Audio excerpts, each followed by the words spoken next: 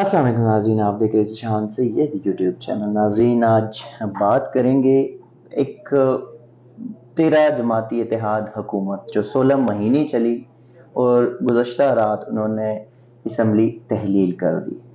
ابھی تک خیر ان کو نگران وزیر اعظم ملا تو نہیں، اور تقریباً درجن ایک نام آ گئے، لیکن کوئی سمجھ نہیں آ رہی کہ کس کا نام فائنل کرنا ہے، وہ ایک الگ بات ہے۔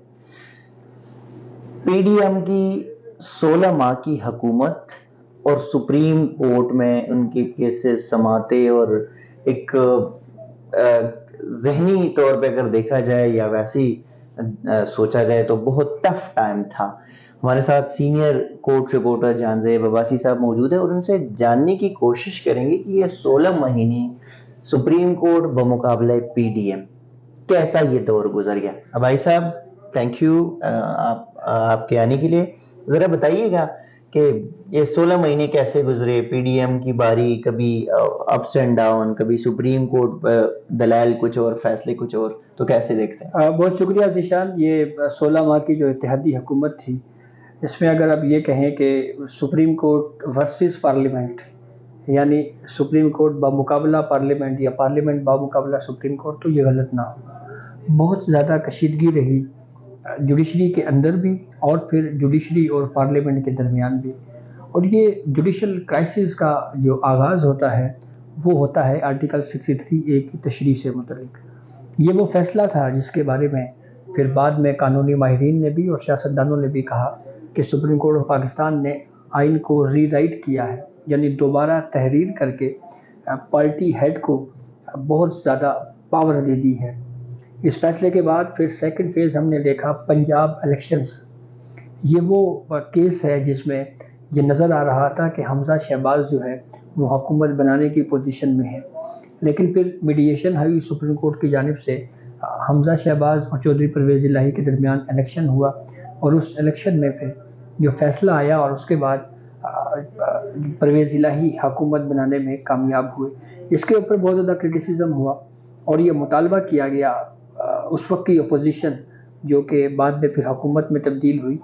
کہ اس معاملے کے اوپر فل کورٹ تشکیل دیا جائے۔ فل کورٹ تشکیل نہیں دیا گیا۔ 63A کی انٹرپریٹیشن کے خلاف ریویو کے اوپر بھی فل کورٹ تشکیل دینے کی بات کی گئی، فل کورٹ تشکیل نہیں دیا گیا۔ پھر تیسرا فیز ہم نے جوڈیشل کرائسس کا اس وقت دیکھا جب لاہور ہائی کورٹ اور پشاور ہائی کورٹ میں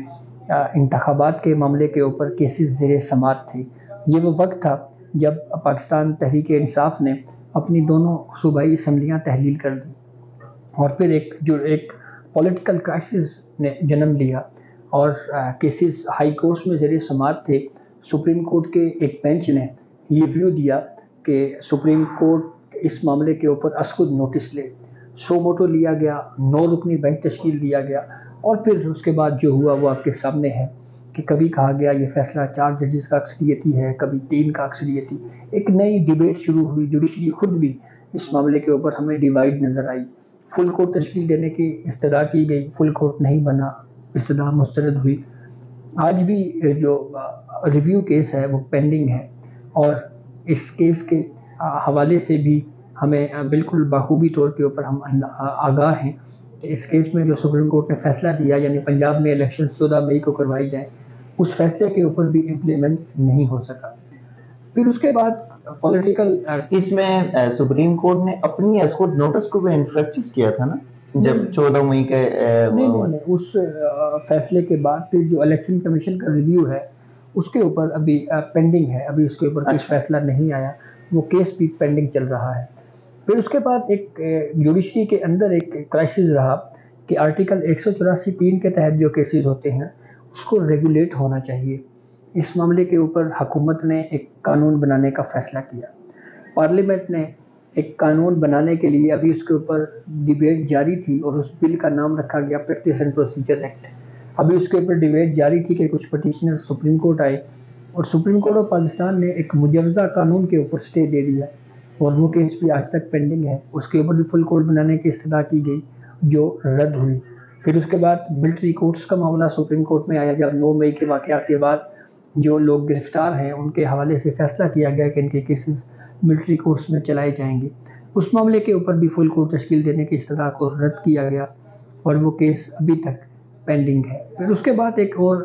انتہائی اہم معاملہ جو اس عہد میں جو 16 مہینوں میں ہم نے دیکھا، بہت زیادہ کرائسس جوڈیشری کے اندر رہے، اور وہ کرائسس تھے اعلیٰ عدلیہ میں جج صاحبان کی اپوائنٹمنٹ کے معاملے کے اوپر۔ اس پہ ججز بہت زیادہ تقسیم دکھائی دیے، اور بالخصوص اختلافات اس وقت بالکل کھل کے سامنے آ گئے جب جوڈیشری کے اندر اختلافات پیدا ہوئے، اور chief justice of Pakistan Umar Ata Bandial نے جوڈیشل کمیشن کے جو اجلاس کی پوری کارروائی تھی، جو کہ ان کیمرہ ہوتی ہے، اس میں کسی کو ایکسیس نہیں ہوتی، ججز کے آپس کی ڈیبیٹ ہوتی ہے، ہائی کورٹس یا سپریم کورٹ کے ہائی کورٹس کے ججز کی جو کارکردگی ہوتی ہے اس کو جانچا جاتا ہے، جو فیصلے دیے جاتے ہیں اس کو جانچا جاتا ہے۔ تو وہ پوری آڈیو ٹیپ جو تقریباً 2.5-3 گھنٹے پر محیط تھی، وہ آڈیو رولز نرم کر کے اس کو میڈیا کو پبلک کر دیا گیا، اور اس پہ بہت زیادہ کنٹروورسی اٹھی۔ بالخصوص ججز نے یہ اعتراض اٹھایا کہ chief justice of Pakistan Umar Ata Bandial کو یہ آڈیو پبلک کرنے سے پہلے سینئر ججز کو اعتماد میں لینا چاہیے تھا۔ کچھ ججز جن کو chief justice of Pakistan Umar Ata Bandial یہ چاہتے تھے وہ سپریم کورٹ آئیں، ایک جج نے تو انکار کر دیا کہ وہ ایڈ ہاک جج کے طور کے اوپر نہیں آئیں گے، chief justice Sindh high court کی میں بات کر رہا ہوں۔ تو یہاں پہ یہ کرائسس جوڈیشری کے اندر بھی تقسیم رہی، باہر بھی تقسیم رہی۔ وہیں پہ ہم نے یہ بھی دیکھا کہ اس 16 ماہ میں پارلیمنٹ کی جانب سے بھی سپریم کورٹ کو بہت زیادہ تنقید کا نشانہ بنایا گیا، ان ججز کو، یعنی کہ سپریم کورٹ کے گیٹ پہ ایک احتجاج بھی ہوا تھا، اور وہاں پہ اچھی خاصی جو ہے نا تنقید کا نشانہ، اور ان ججز کو عمران دار ججز جیسے القابات سے نوازا گیا۔ پھر اس کے بعد یہ بھی کہا گیا کہ یہ ججز عمران خان یا پی ٹی آئی کو ریلیف دے رہے ہیں، اور ایک موقع کے اوپر جب اسلام آباد ہائی کورٹ میں عمران خان کی گرفتاری ہوئی احاطائی عدالت میں، گو کہ اس کے اوپر جو فیصلہ سپریم کورٹ نے دیا ہے وہ بہت اچھا فیصلہ ہے کہ کورٹ پریمیسز میں کسی کی گرفتاری نہیں ہو سکتی۔ یعنی کہ اس میں اگر دیکھا جائے تو وہ عدالتی فار دی فیوچر جو سپریم کورٹ ہے یا ہائی کورٹ ہے، ایون کہ جو لوور کورٹس ہیں ان کی سیفٹی ہے، اور یہ فیصلہ اگر عمران کا نام نکال کے بھی کوئی اور ہوتا تو میرے خیال میں وہ فیصلہ زبردست ہوتا۔ لیکن تنقید اس پہ ہوئی کہ عمران خان کو ججز گیٹ سے انٹری دی گئی، اور ججز گیٹ سے ہی باہر لے کے گئے۔ اس کے اوپر پھر اسی ججز انٹری گیٹ کے اوپر پی ڈی ایم نے ٹرک کھڑا کر دیا، اس پہ مریم نواز صاحبہ، مولانا فضل الرحمان اور وہ پروٹیسٹ ہوتا رہا، اور بالخصوص جو نعرے بازی اور جو خطابات اس کنٹینر سے یا اس ٹرک سے ہوتے رہے، اس کی آوازیں ہمیں کورٹ روم نمبر 1 جو چیف جسٹس آف پاکستان کی کورٹ ہے وہاں سے بھی ہمیں وہ آوازیں سنائی دیتی رہیں۔ تو یہ وہ جوڈیشل کرائسس تھا بہرحال جو بہت زیادہ عروج پہ تھا۔ اب نہ ہی حکومت رہی اور نہ ہی ہمیں سپریم کورٹ آف پاکستان میں وہ جذبہ دکھائی دے رہا ہے، اور بالخصوص جب یہ الزامات لگائے جاتے رہے کہ ہم خیال ججز پر مشتمل بینچز تشکیل دیے جاتے ہیں، تو اب بہرحال جو موجودہ چیف جسٹس ہیں عمر عطا بندیال، ان کے پاس بھی وقت کم ہے، کچھ ہی عرصے بعد یعنی 17 سپتمبر کو وہ ریٹائر ہو رہے ہیں، نئے چیف جسٹس قاضی فائز عیسیٰ ہوں گے، تو اس کے بعد دیکھنا ہے کہ جو جوڈیشری کے اندر کے اختلافات ہیں کیا وہ ان کو کم کرنے میں کوئی